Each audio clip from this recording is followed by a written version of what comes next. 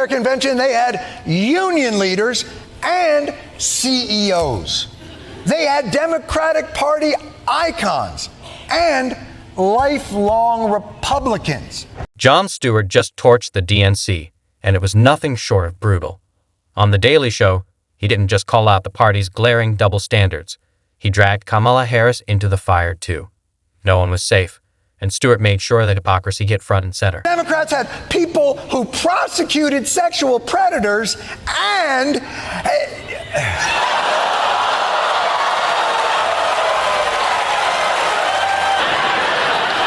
When someone like Stewart turns on his own party this hard, you know the cracks are starting to show. And trust me, we've got all the juicy details coming your way. So if you haven't already, smash that subscribe button. Because clips like this, you definitely don't want to miss what's next. They had a guy yelling, "Screw the billionaires," followed immediately by a very happy billionaire. Talk about contradictions. The Democratic Party has them in spades. That's why I often call them performative. They bend over backward to appease every group imaginable, and in doing so, they lose any real sense of identity. For a party that claims to champion progressive values, some of their actions feel downright regressive. And Jon Stewart? He calls it out brilliantly in his latest takedown.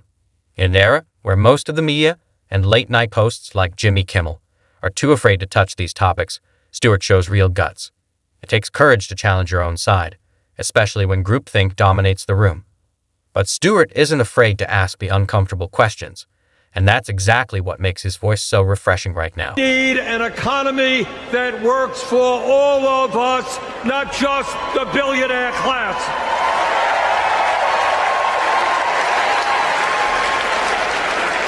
My fellow Americans, when 60% of our people live paycheck to paycheck, the top 1% have never, ever had it so good. Now this is rich, coming from none other than Bernie Sanders, a man reportedly worth millions, enjoying all the perks of the elite, while railing against them like he's still fighting from the outside. At conventions like this, it's the usual formula: fiery rhetoric, emotional appeals, and almost no real substance. The Democrats love to go off about how billionaires are destroying democracy, yet somehow they always leave out their own. Take Michael Bloomberg, for example, a literal billionaire who pours massive amounts of cash into the party whenever it suits him. Funny how his name never comes up during their anti-billionaire crusades. It's selective outrage at its finest. They'll demonize wealth when it's politically convenient, then roll out the red carpet when that same wealth props up their own machine. If that's not hypocrisy, I don't know what is. And Bernie? He plays the outsider card. But let's be real. He's been in the club for decades. These conventions? Pure political theater for the masses. Now here's where it gets really interesting, especially with the point Jon Stewart's about to make. You've got Democrats who've built careers on prosecuting sexual predators, and yet somehow, President Bill Clinton is sharing the stage with Kamala Harris, a former prosecutor known for locking up sex offenders. The irony practically writes itself. One is a former president with a scandal-stained legacy. The other is positioning herself as a justice warrior. The contradiction couldn't be more blatant. But Stewart didn't stop there. He pointed out yet another glaring double standard. The DNC loudly supports the liberation of Palestine, tweets the hashtags, waves the slogans. But at that very same convention, not a single Palestinian voice was given the mic. So much for diversity and inclusion. It's all posturing until it's time to actually walk the talk. And that's where the Democrats keep falling flat. And in the next clip, Stewart's even more annoyed. And trust me, it's worth seeing why. Democrats had people who prosecuted sexual predators and...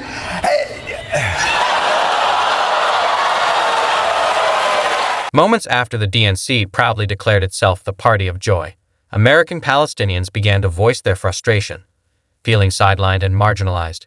It was a glaring contradiction for a party that claims to stand with Palestinians. The complete absence of any Palestinian representation on the main stage was impossible to ignore. No speakers, no acknowledgement, just silence. Leading the charge was Congresswoman Rashida Tlaib, who didn't hold back. She told reporters, "It's hard not to feel invisible as a Palestinian American. Our trauma and pain feel unseen and ignored by both parties.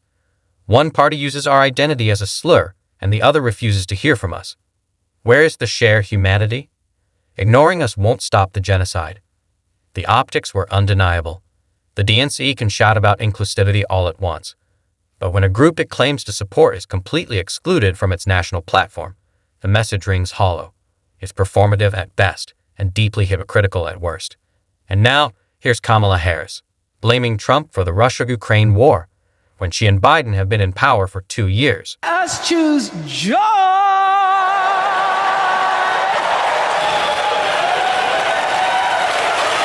Yes. Kamala Harris isn't just the queen of word salads. She's the undisputed monarch of empty promises. While she was making grandiose statements about diplomacy and global stability, she was already serving as vice president. And what happened on her watch? Needless lives were lost, chaos unfolded, and American foreign policy looked more confused than ever. Her attempt to blame Donald Trump for the war in Ukraine wasn't just dishonest, it was illogical. Trump wasn't in power at the time. He didn't control U.S. foreign policy, the State Department, or have any authority to act. All he could do was voice his opinions for better or worse. The real decision-making power lay with Biden and Kamala, and yet they deflect, distract, and dodge accountability at every turn. Pointing fingers is easy. Taking responsibility? That's a different story entirely, and Kamala's track record speaks for itself. Unfortunately, that hypocrisy and double standards have infiltrated the media as well. Left-leaning outlets love to accuse others of bias, all while ignoring their own.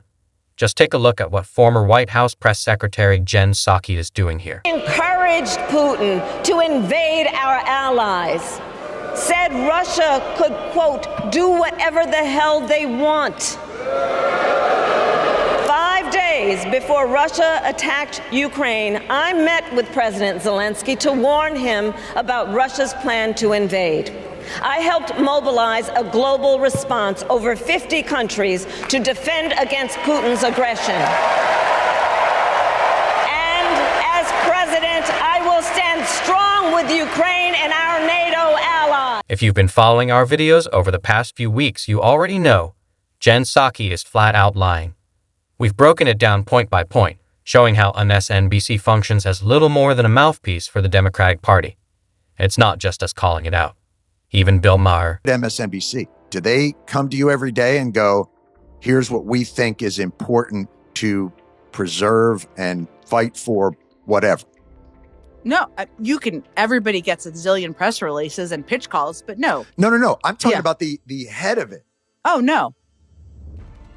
You determine, we determine, each of us for our shows, here's what I'm going to cover today, and here's what I'm going to talk about, and here's what I think is important, which there's an independence-ish of that. And there also is,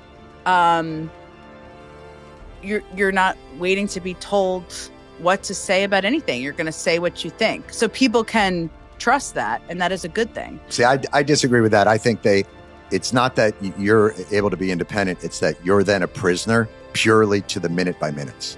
Purely you mean to in terms of ratings? The ratings, incentives, and all those other things. If you don't have the ideological component, right, then you don't have a governing authority of editorial authority, right? The greatest trick Roger Ailes ever played was he delegitimized editorial authority while exercising absolute steel trapdoor editorial authority. The greatest thing he did, because it led them to be an arm piece, a mouthpiece of the right wing. It led them to be exactly what he wanted it to be, which is an effective expression of his worldview. And MSNBC, I am unburdened by not having, I can share whatever I think. I have obviously worked in Democratic politics for 20 years. I don't hide anything about that. It is a progressive leaning network. But nobody is, to the frustration at times of many elected Democrats, it is not a mouthpiece of the Democratic Party. Conservative himself has slammed MSNBC for its blatant hypocrisy and shameless bias. So, am I surprised by Psaki's latest claims? Not in the slightest. She's living in a tightly sealed echo chamber where everyone nods in agreement, and any dissenting views are treated like a foreign language. It's clear she's out of touch with the reality beyond her media bubble. The truth? Americans see right through this act, and they're fed up with being spoon-fed narratives that serve political agendas instead of the truth. 4 hours of Joe Scarborough shouldn't be allowed in this country. and then like Rachel Maddow, like it's schizophrenic at times. Like, yeah, I do think there should be some semblance of an idea that, look, they're kicking progressive ass right now. And if progressives don't organize their media, their think tanks and all that, it's going to continue to happen. It's chaos.